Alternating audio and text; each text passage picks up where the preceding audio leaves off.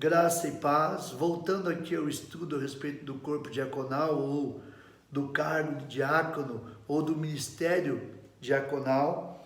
Você lembra que eu falei no capítulo anterior, no estudo anterior, a respeito do capítulo 6. É o texto clássico, o capítulo 6 do livro de Atos, quando foi instituído ou foram instituídos os diáconos, entre eles Estevão, que foi o primeiro mártir da igreja. Comparar o ofício de diácono ao de presbítero nos ajudará a responder algumas questões.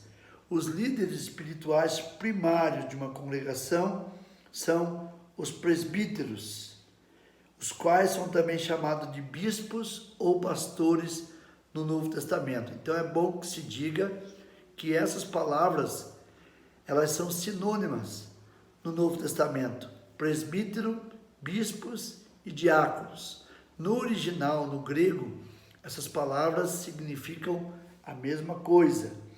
Presbíteros ensinam ou pregam a palavra e pastoreiam as almas daqueles que estão sobre seus cuidados.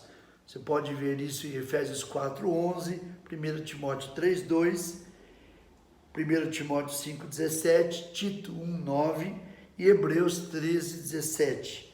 Os diáconos, porém, possuem uma função crucial na vida e saúde da igreja local, mas a sua função é diferente da dos pastores, presbíteros ou bispos.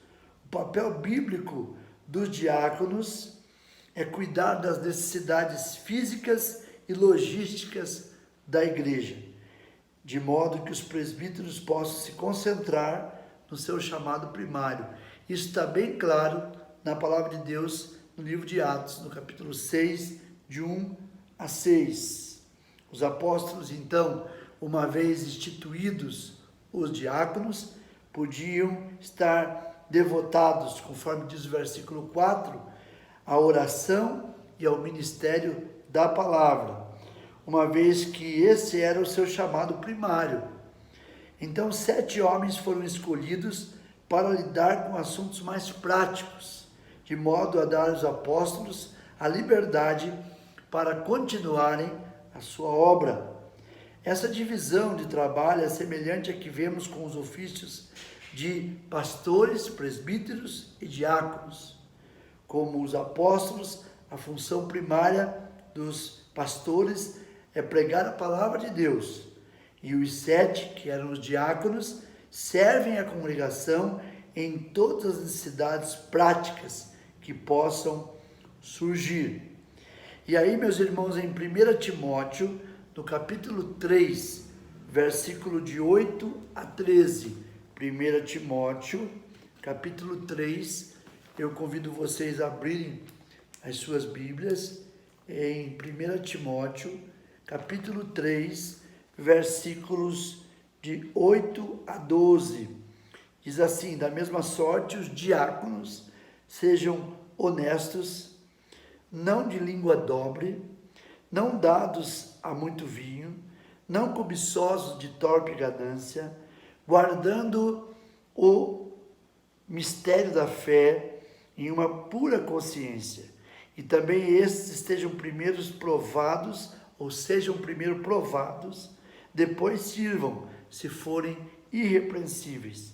Da mesma sorte, as mulheres sejam honestas, vamos ler até o versículo 13, não maldizentes, sóbrias e fiéis em tudo.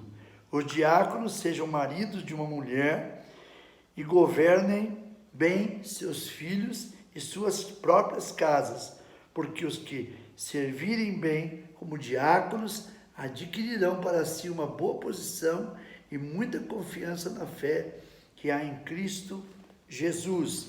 Então aqui Paulo identifica algumas qualificações para os diáconos. Então, se uma pessoa deseja ser diácono ou diaconisa, porque conforme nós lemos aqui no texto de 1 Timóteo, nós vemos homens e mulheres sendo diáconos e diaconisas. Primeiro, versículo 8, que sejam respeitáveis.